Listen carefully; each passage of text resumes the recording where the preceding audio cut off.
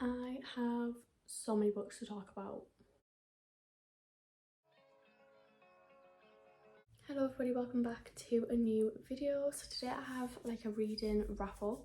I've got like my March and April reads. So I do have quite a few to get through. I have been in my series era. I do want to start doing more wrap ups on my channel, but I was intending on doing like a March one, but then I literally just read like the whole series in March.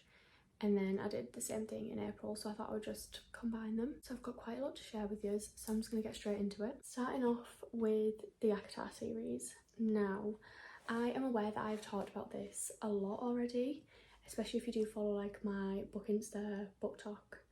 I talk about these a lot because they are literally some of my all-time favourite books now. I'm a fantasy girl and I just absolutely love them. So starting off with Court of Thorn and Roses, I was kind of a bit like, oh, I don't really know whether to start it or not because I'm not a huge fantasy girl.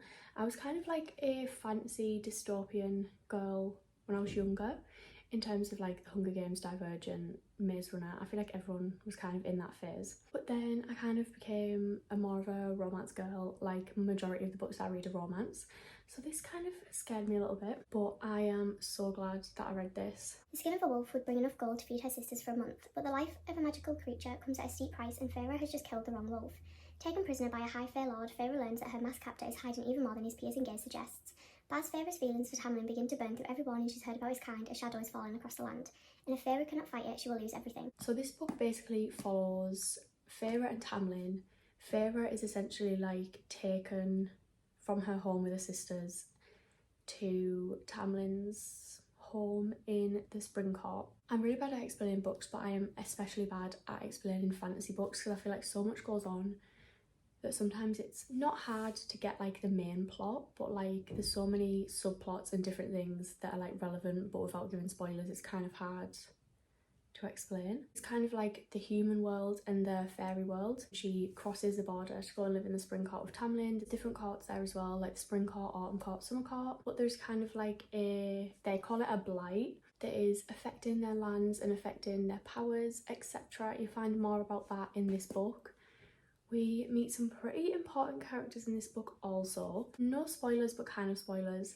I cannot believe that I was a Tamlin girl. So I rated this 5 stars. I literally loved it. I was hooked from the get-go. I honestly was obsessed. I feel like the world building in this is so good because you kind of learn more with the characters.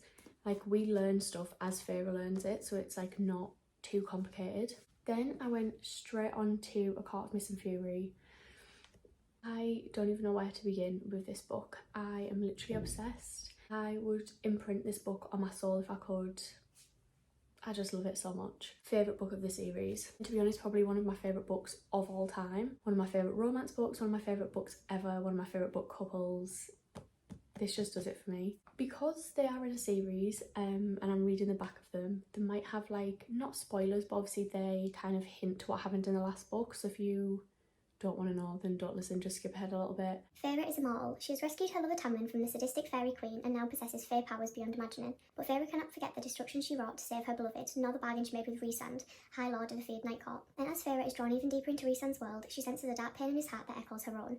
For good or ill, Feyre must embrace the changes within her. War is looming and only the full might of her new powers can save the people she loves. Basically, in the first book we meet Rhysand. I always thought it was Rhysand and I've called him Rhysand in so many other videos and stuff, but I've heard people calling him Rhysand now, but I prefer Rhysand, but we're going to call him Rhysand, it's fine. So you meet him in the first book and he becomes very important in this book, to say the least. Basically his role in the first book becomes more prominent in this book. You see more of him and Feyre together whilst Feyre is prepping for this war that is kind of coming from the blight that was in the first book. Like I said, I'm so sorry, I'm really bad at explaining these. I was shook by this book. I was like conflicted at the beginning because it's kind of like a love triangle situation. I don't know why I was ever conflicted. They have my heart. All I have to say is chapter 54. Chapter 54 just did it for me. I was a mess, an actual wreck. Of course, I also gave this one a 5 stars. Then we have A Court of Wings and Ruin. This one is more focused on like war. So in this one you kind of get the war, the tension that has been building up until this point. And normally I don't like that. I'm not a big fan of battles, wars, etc. in books. but this one just did it right for me. These characters, this story could do no wrong in my eyes. I just love like the found family aspect of this, of course the couples. I was just obsessed. She's left the Night Court in her High Lord and is playing a deadly game of deceit. Her former lover Tamlin is making deals with Feyre's enemies and she is determined to uncover his plans. But can she make him believe she has come back to him when every fibre of her being yearns for resand? As mighty armies clash, Feyre will discover she is not the only one hiding something, and as the web of secrets, lies and betrayals is revealed, fighting for the truth may cost Feyre and her court the ultimate price. So yeah, like I said, this one is definitely where there is more tension, I guess, and like the battle part of the book really starts to play. Yet again, I gave this one a 5 stars. Then we have A Court of Frost and Starlight. This one was my least favourite out of the series, not because I didn't like it, just because obviously compared to the other ones, like it is so short, but I didn't dislike it. I gave this one like 4.5, 4.75. This one was just kind of like wholesome, fluffy, well, not fluffy because it was smutty, but like just wholesome vibes. Feyre's first winter solstice as High Lady is drawing near. With it will come a hard-earned rest from the work that she, Rhysand and their friends have done to rebuild the Night Court and the vastly changed world beyond. Yet the festive atmosphere can't keep shadows from looming. Even as her own heart heals, she finds that those dearest to her have wounds that go deeper than she knew, and the scars of the past will touch her court in times to come. So yeah, this one is obviously a lot shorter than the other ones. I don't think this is classed as like a novella, but it's kind of just like a filler book, which I know some people didn't like, but I mean, in their defense, like the characters' defense, they've literally just gone through hell for 3 books. I think they deserve to have this tiny little thing to just rest. So I loved it anyways. I will just eat up anything to do with these characters, this story. Then we have the last one, the chunkiest of them all, A Court of Silver Flames. I say the last one, but like the last one up to now. Apparently there are more coming out, which I literally need in my life right now. Again, I don't think anyone will be surprised, but I also gave this one 5 stars. I was so intimidated by this book, but I think I literally read it in like 3 days, which for me is quick considering I work full time. I only read like on a night and my dinner break at work. This one did take me a little bit longer to get into than the others, purely because of who this book centres around. Nesta Archeron has always been quick to anger and slow to forgive, and since the war she's struggled to find a place at the strange and deadly Night Court. The person who ignites Nesta's temper more than any other is a winged warrior Cassian, but that isn't the only thing he ignites, and when Cassian and Nesta are forced to train in battle together, sparks become flame. As war looms again, Nesta and Cassian must fight monsters from within and without if they are to survive. But the ultimate risk will be searching for acceptance and healing in each other's arms. So, like I say, I did end up loving this book, but it definitely took me longer to get into because of Nesta. And I feel like that is like conflicting to say. I feel like people either love her or they hate her. I loved Cassian like so much, and I did love Nesta and Cassian together, but I will say at first I thought Nesta was like just misunderstood. By the way, if you don't know, Nesta is Feyre's sister. She is quite relevant in like the other few books. You see her quite a bit. There's like this big plot line that happens to her, and then she gets her own book. But I feel like at first I just thought she was misunderstood as like an older sister. I felt like she was just sort of tagged as like the bitchy older sister, and I felt like she deserved a break. But in this book she kind of just really annoyed me. I understood the reasonings behind why she behaved the way she did, but I just thought she came across as like nasty and cruel sometimes. But I did kind of get over that and begin to love her again when we seen her with Gwyn and Emery. That whole plot line with those 3 together, literally I sobbed, and I did really end up enjoying this book. It just took me longer to get into, but I think I've already said I did still give it 5 stars. And then the last book that I read in March was Ghosted, so I kind of took a break from fantasy, went back to what I know, which is romance. He's a troubled young actor, Hollywood's newest heartthrob, struggling with fame as the star of the latest superhero franchise. Through scandal after scandal, addiction on top of addiction, a flurry of paparazzi hunt him as he fights to conquer his demons.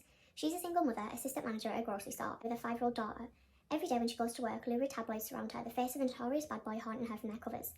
A man and a woman live in vastly different lives, but that wasn't always the case. Once they were just a boy and a girl who bonded over comic books and fell in love unexpectedly. When Kennedy Garfield met Jonathan Cunningham back in high school, she knew he had all the makings of a tragic hero. With stars in his eyes and her heart on her sleeve, the pair ran away together to follow their dreams. But dreams sometimes turn into nightmares. Now, years later, the only thing they share is a daughter, one who has no idea her father plays her favourite superhero. But Jonathan is desperate to make amends, and at the top of his list is a woman who gave up everything for him and the little girl he hasn't met yet. So this one for me, I kind of thought I would love it more than I did. It's like second chance romance, high school sweethearts. It's like kind of friends to lovers, which are like some of my favourite tropes sometimes, but I ended up giving it a 3.75.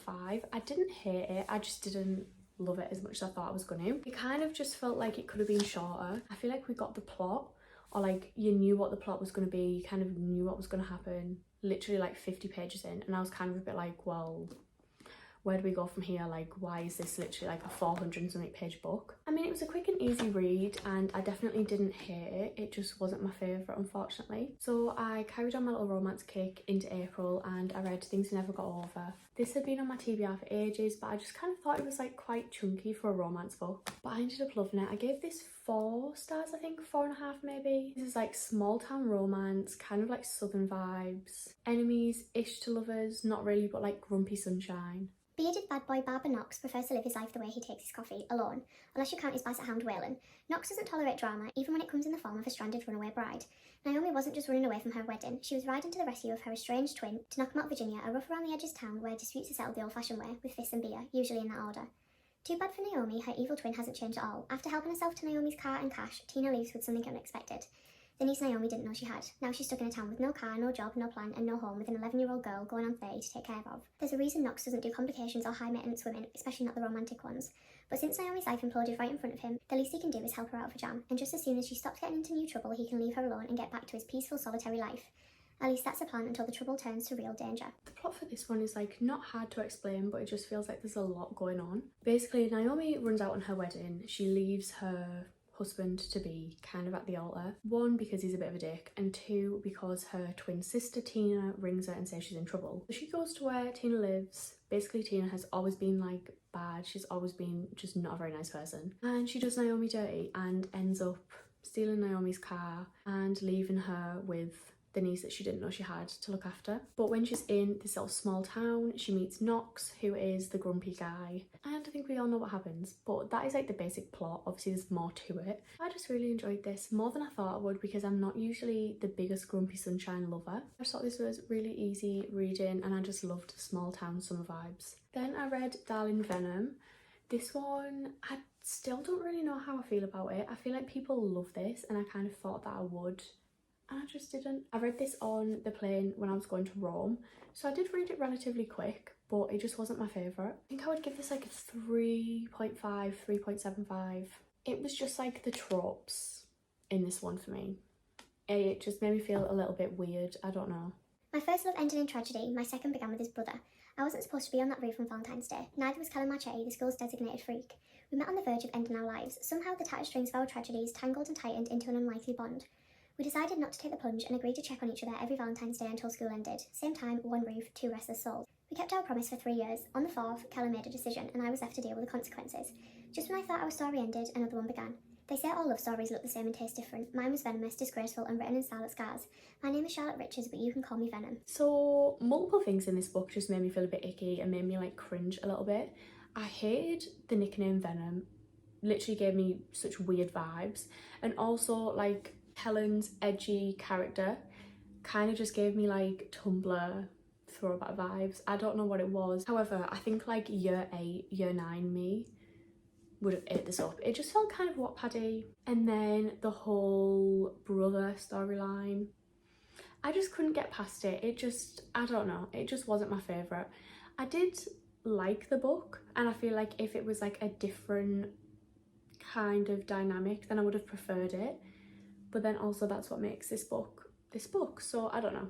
Then we went on to another series, and I hopped back into my fantasy era with the Shatter Me series. I think my last video will have been like a reading vlog of the first book. Obviously I have now read all of the books, all 11 of them, but these are the ones that I have like the physical copy of. The other ones, the novellas, I read online. This is the only novella that I have, but we will get to that in a second. I feel like this is one of the most hyped up books on TikTok in general, and also like one of the most hyped up fantasy books. So I went into this after reading alcatar with high hopes, and it just did not compare to alcatar in any way, shape or form for me. Like I said, there was 11 books. This took me so long. Well, actually no, it didn't. I think I read them all in like 2 weeks, which is quite good, and I will say they have well and truly boosted my Goodreads like reading goal. So starting off with the first one, Shatter Me, I gave this 4 stars. A fragile teenage girl is held captive, locked in a cell by the re-establishment, a harsh dictatorship in charge of a crumbling world. But Juliet is no ordinary teenager. One touch from her can kill.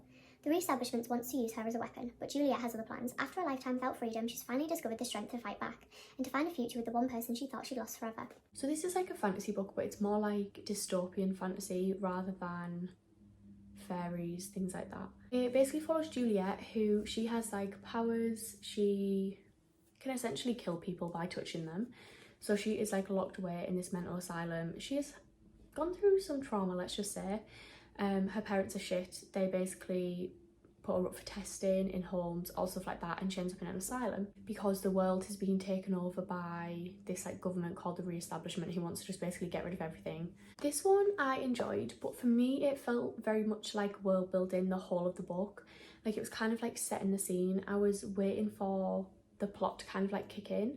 I feel like it's just kind of like accepted that fantasy books, or even any books in the series, the first one is never the best. Then you have Unite Me, which is the first set of novellas. This has Destroy Me and Fracture Me in, so you read Destroy Me first, then the next actual book, then the next novella in this one, which is Fracture Me. That kind of pissed me off, I'm not gonna lie. Like I bought the box set from the Works, which has the 5 main books in, but then you literally have to go and get 6 separate novellas, which is kind of annoying. I feel like you can't read the box set on its own, but I wanted to read the novellas as well, so I got like the whole series. Kinda would say you don't need to do that though, but anyways, yeah, so I bought this. So I read Destroy Me, kind of pointless. It just gave you Warner's point of view. Wasn't my favourite. I think I gave that 3 stars maybe. I don't know, it was like easy reading. They're literally like 100 pages, but it just didn't really add anything for me. Then I read Unravel Me, and this for me was where things started to pick up a little bit. This one was like a little bit more entertaining. You were kind of getting into like the bulk of the plot more. Juliet has escaped the Re-establishment. She's found the headquarters of the rebel resistance and people like her, gifted people. She's free from the threat of being used to kill others and free to love Adam, the man who saved her. But Juliet will never be free from her lethal touch, or from Warner, who wants Juliet more than she ever thought possible. Haunted by her past and terrified of her future, Juliet must choose between her heart and the life of the one she loves. Yeah, like I said, this one was where things kind of like kicked in. You get that love triangle. I feel like fantasy romance, the stakes are just so much higher. They have so much more to lose, it's so much more intense, and I just live for it. I think I also gave this one 4 stars, but I did prefer this one. I honestly couldn't really tell you what happened in this one because I read them all like back to back. I can tell you what happened in the series as a whole, but individual books, not a clue. Then I went back to the novellas, so I read Fracture Me, which was basically just Adam's point of view, again, pointless. Then you have Ignite Me, which was my favourite out of the whole series, favourite book. Everybody told me that it would be. I gave this one 4.5 stars. So this is the highest rated out of the series. Everyone Juliet has ever cared for may be dead. The rebels, her friends, and even Adam could be gone. But that won't keep her from trying to take down the Re-establishment once and for all. And now Juliet must rely on Warner, the one person she never thought she could trust, the same person who saved her life. He promises to help Juliet master her powers and save their dying world, but that's not all he wants with her. Like I said, I literally love this one. I love Warner so much, literally love him. The parallels between this and like the alcatar series, where you think in the first book that you really like the boyfriend and then you meet someone, he's a bad guy, you don't like them, but then you end up loving them. Then you have Restore Me. I gave this one 4 stars also. It's been 16 days since Juliet Faraz killed the Supreme Commander of North America and took over as ruler of the establishment. 16 days since she assassinated Warner's father. She thought she'd won, she took over Sector 45 and now has Warner by her side. When tragedy strikes, Juliet must confront the darkness that consumes her world and those she loves. Can she control the power she wields, or will it control her? The last 2 books is when things have really started like kicking off. The plot has been kicking in and I enjoyed it. I enjoyed the drama, the bulk, the tension. This one was definitely like more suspenseful. I thought I was a little bit on edge. Things were starting to get more dramatic. Then you go on to Shatter Me, I think, which is another novella. I gave that one 3 stars. That one's from Kenji's point of view, I want to say. Love Kenji so much, but again, they just felt a little bit pointless. Then you have Define Me, which is the last actual book. Again, I give this one 4 stars. There was so much stuff going on in a good way. Like, it was tense, it was dramatic. I was literally just like, what the fuck, for 90% of this book. Juliet Faraz isn't who she thinks she is. Nothing in her world is what it seemed. She thought she defeated the Re-establishment. She thought she'd finally taken control of her life, her power and her pain. But a lifetime of lies unravelling before her has changed all that. Stronger, braver and more resilient than ever, Juliet must fight for life and love. But first she has to survive the war being waged against her mind. She has to remember who she was. I'm trying to think, like, if I would have read this just on its own, would I have been underwhelmed with the ending? Because I did go and read the novellas after this. I have Reveal Me, which I think is another one from Kenji's point of view. It kind of like tells Define Me, I think, from Kenji's point of view. Again, I gave that a 3. All of the novellas for me were like a 3 because I just found them a little bit irritating and not that great. Like, they did add to the story, but not a lot. It was kind of like just different point of views until you get to the last few. So then you have Imagine Me, which I thought was the last book or like the last novella. So I was reading this and I was literally like, right, come on, you just gotta push through this one, it's the last one.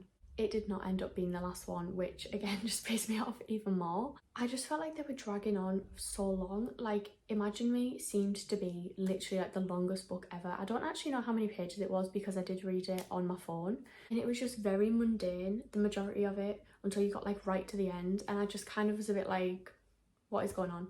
Like, the last few chapters saved it, but it just was not my favourite at all, and it kind of just annoyed me and ruined the rest of the series for me, or like the beginning of the series, because it just felt like it was like getting dragged out for no reason. Same with Believe Me, which is actually the last novella, but Believe Me did have more to offer. Like, Believe Me did have quite a big plot chunk in it, which I kind of didn't understand why that wasn't in an actual book, why the books stopped where they did if she was then going to bring out novellas that people might not read when they have like actually quite a pivotal part of Juliet and Warner's story in there. But yeah, by the end of it I was just kind of done, and my brain felt like actual mush because I'd read 11 books of dystopian fantasy back to back in the space of like 2 weeks, maybe just under. So I just needed a palate cleanser, needed to go back to my regular romance and just kind of like have something that was easy to digest. So I read Daisy Hates, which was not in fact easy to digest, and I did cry. So I read Daisy Hates, and if you've watched, I don't think it was in my last reading wrap up, I think it was maybe in a vlog or something, I don't know. I read the first Magnolia Parks book and I did not love it, but I had heard a few people say that they preferred Daisy Hates and that they thought that I would prefer Daisy Hates, and they were not wrong. I absolutely loved this. Did it destroy me? Yes. Did I love it anyways? Yes. Have I ordered the next two? Yes. Just Daisy and Christian, just Christian and Julian really doing it for me. All 20-year-old Daisy Hates has ever wanted is a normal life, but it's just not on the cards for her. Raised by her older brother Julian since their parents were murdered, Daisy has never been able to escape the watchful gaze of her gang-lord brother. But Julian's line of work means that Daisy's life is complicated, and things don't become any easier when she falls hard for the beautiful and emotionally unavailable Christian Hares, who also happens to be one of the few men in London who don't answer to Julian. Christian's life is no walk in the park either, since he's in love with his best friend's girlfriend.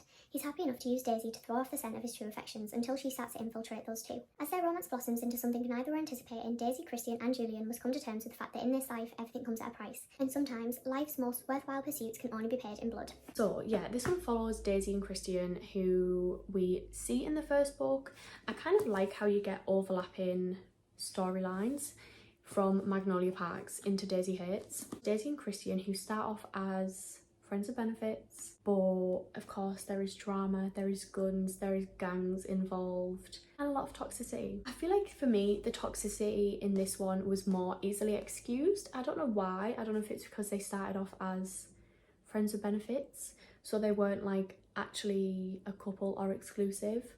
It was just easier to digest for me rather than BJ and Magnolia, which I just have no words. But yeah, I have ordered the next two, so I can't wait to read those. I'm really excited. Anyways, that sums up all of the books that I have been reading recently. That is my little March and April reading wrap up. I hope you enjoyed. Please let me know what you've been reading, what you want me to read, if you've read any of these books and if you enjoyed them. As always, you can follow my book Insta, Read with Georgia, if you want to stay more up to date with what I'm reading, full reviews, everything like that. But thank you so much for watching. Hopefully I will see you in the next one.